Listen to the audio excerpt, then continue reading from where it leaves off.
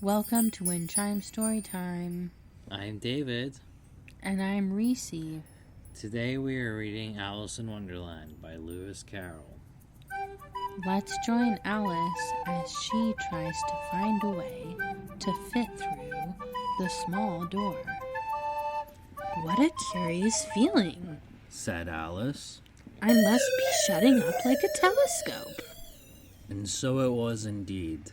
She was now only 10 inches high, and her face brightened up at the thought that she was now the right size for going through the little door into that lovely garden. First, however, she waited for a few minutes to see if she was going to shrink any further. She felt a little nervous about this.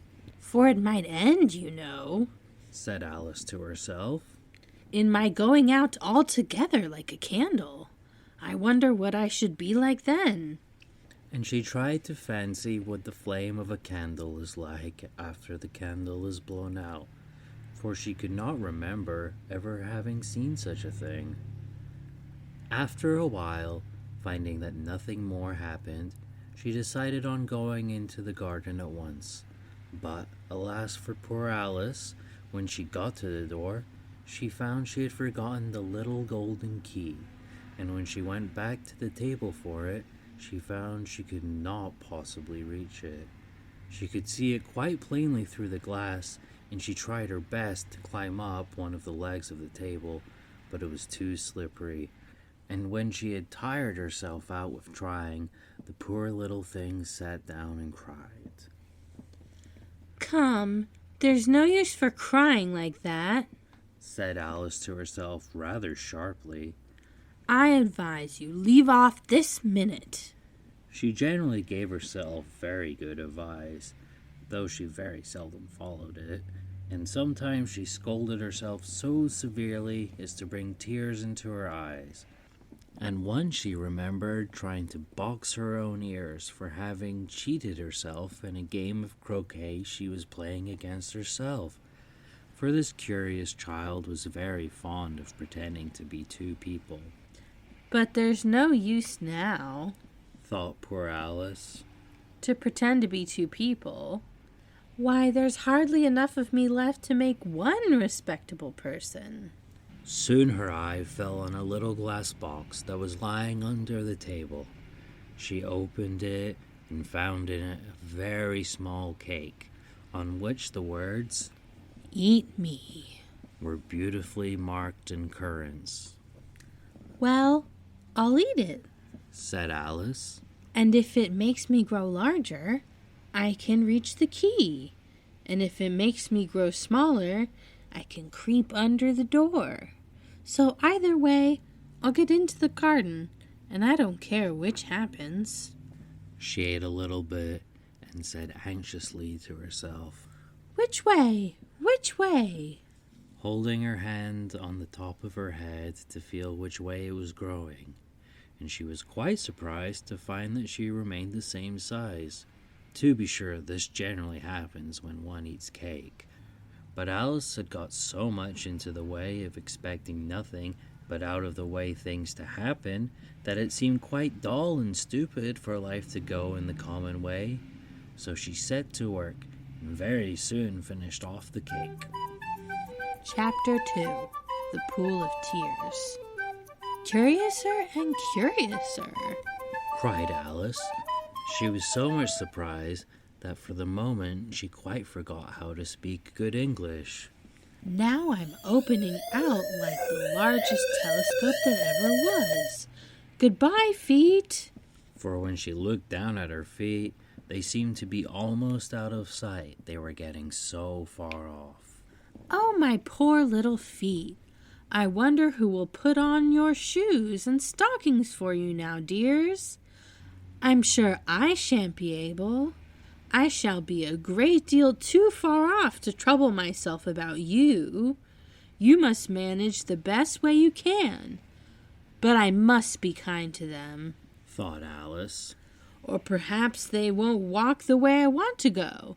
Let me see. I'll give them a new pair of boots every Christmas. And she went on planning to herself how she would manage it. They must go by the carrier, she thought. And how funny it'll seem, sending presents to one's own feet. And how odd the directions will look. Alice's right foot, Esquire. Hearthrug, near the fender, with Alice's love. Oh dear, what nonsense I'm talking. Just then, her head struck against the roof of the hall. In fact, she was now more than 9 feet high, and she at once took up the little golden key and hurried off to the garden door. Poor Alice, it was as much as she could do, lying down on one side to look through into the garden with one eye, but to get through was more hopeless than ever. She sat down and began to cry again. You ought to be ashamed of yourself, said Alice. A great girl like you. She might well say this. To go on crying in this way. Stop this moment, I tell you. But she went on all the same, shedding gallons of tears until there was a large pool all around her, about 4 inches deep and reaching half down the hall. After a time, she heard a little pattering of feet in the distance, and she hastily dried her eyes to see what was coming. It was the White Rabbit returning, splendidly dressed, with a pair of white kid gloves in one hand and a large fan in the other. He came trotting along in a great hurry, muttering to himself as he came. Oh, the Duchess, the Duchess. Oh, won't she be savage if I've kept her waiting? Alice felt so desperate that she was ready to ask help of anyone. So when the rabbit came near her, she began in a low, timid voice. If you please, sir. The rabbit started violently, dropped the white kid gloves in the fan, and scurried away into the darkness as hard as he could go. Alice took up the fan and gloves, and as the hall was very hot, she kept fanning herself all the time she went on talking. Dear, dear, how queer everything is today. And yesterday things went on just as usual. I wonder if I've been changed in the night? Let me think. Was I the same when I got up this morning? I almost think I can remember feeling a little different. But if I'm not the same, the next question is, who in the world am I? Ah, that's the great puzzle. And she began thinking over all the children she knew that were of the same age as herself, to see if she could have been changed for any of them. I'm sure I'm not Ada, she said, for her hair goes in such long ringlets, and mine doesn't go in ringlets at all. And I'm sure I can't be Mabel, for I know all sorts of things, and she knows such a very little. Besides, she's she, and I'm I. And, oh dear, how puzzling it all is. I'll try if I know all the things I used to know. Let me see. 4 times 5 is 12, and 4 times 6 is 13, and 4 times 7 is... Oh dear, I shall never get to 20 at that rate. However, the multiplication table doesn't signify. Let's try geography. London is the capital of Paris, and Paris is the capital of Rome, and Rome... No, that's all wrong. I'm certain. I must have been changed for Mabel. I'll try and say, how doth the little... And she crossed her hands on her lap as if she were saying lessons, and began to repeat it. But her voice sounded hoarse and strange, and the words did not come the same as they used to do. How doth the little crocodile improve his shining tail, and pour the water of the Nile on every golden scale? How cheerfully he seems to grin, how neatly spread his claws, and welcome little fishes in with gently smiling jaws. I'm sure those are not the right words, said poor Alice, and her eyes filled with tears again as she went on. I must be Mabel after all, and I shall have to go and live in that poky little house and have next to no toys to play with. And oh, how ever so many lessons to learn. No, I've made up my mind about it. If I'm Mabel, I'll stay down here. It'll be no use their putting their heads down and saying, "Come up again, dear." I shall only look up and say, "Who am I then? Tell me that first, and then if I like being that person, I'll come up. If not, I'll stay down here till I'm someone else. But oh dear," cried Alice with a sudden burst of tears. "I do wish they would put their heads down. I'm so very tired of being all alone here." As she said this, she looked down at her hands and was surprised to see that she had put on one of the rabbit's little white kid gloves while she was talking. How can I have done that? She thought. I must be growing small again. She got up and went to the table to measure herself by it, and found that, as nearly as she could guess, she was now about 2 feet high, and was going on shrinking rapidly. She soon found out that the cause of this was the fan she was holding. She dropped it hastily, just in time to avoid shrinking away altogether. "That was a narrow escape," said Alice, a good deal frightened at the sudden change, but very glad to find herself still in existence. "And now for the garden." And she ran with all speed back to the little door. But alas, the little door was shut again, and the little golden key was lying on the glass table as before. "And things are worse than ever," thought the poor child. "For I never was so small as this before. Never. And I declare it's too bad. That it is." As she said these words, her foot slipped, and in another moment, splash! She was up to her chin in salt water. Her first idea was that she'd somehow fallen into the sea.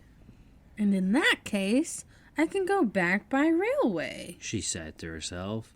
Alice had been to the seaside once in her life, and had come to the general conclusion that wherever you go to on the English coast, you find a number of bathing machines in the sea, some children digging in the sand with wooden spades, then a row of lodging houses, and behind them a railway station.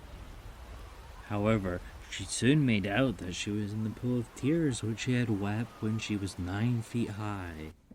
"I wish I hadn't cried so much," said Alice, as she swam about, trying to find her way out.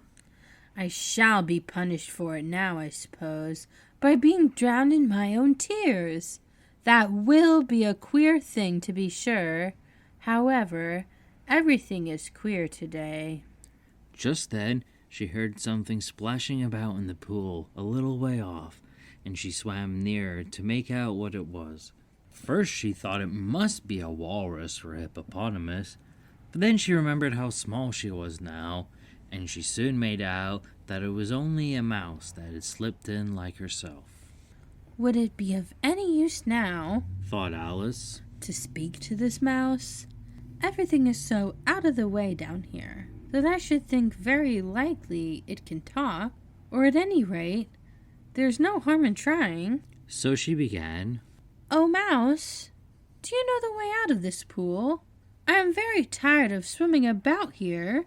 Oh, mouse!"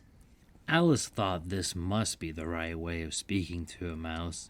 She had never done such a thing before, but she remembered having seen in her brother's Latin grammar.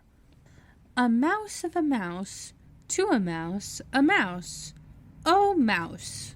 The mouse looked at her rather inquisitively, and seemed to her to wink with one of its little eyes, but it said nothing.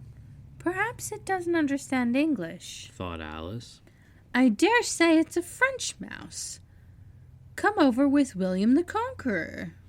For with all her knowledge of history, Alice had no very clear notion how long ago anything had happened. So she began again, Où est ma chatte? which was the first sentence in her French lesson book. The mouse gave a sudden leap out the water and seemed to quiver all over with fright. Oh, I beg your pardon, cried Alice hastily, afraid that she had hurt the poor animal's feelings. I quite forgot you didn't like cats. Not like cats, cried the mouse in a shrill, passionate voice. Would you like cats if you were me? Well, perhaps not. Said Alice in a soothing tone. Don't be angry about it.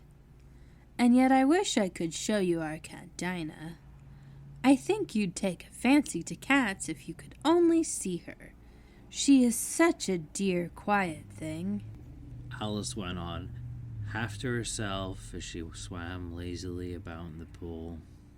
And she sits purring so nicely by the fire, licking her paws and washing her face. And she is such a nice, soft thing to nurse. And she's such a capital one for catching mice. Oh, I beg your pardon, cried Alice again, for this time the mouse was bristling all over, and she felt certain it must really be offended. We won't talk about her any more if you'd rather not. We indeed, cried the mouse, who was trembling down to the end of his tail. As if I would talk on such a subject. Our family always hated cats. Nasty, low, vulgar things. Don't let me hear the name again. I won't indeed, said Alice, in a great hurry to change the subject of conversation. Are you fond of dogs?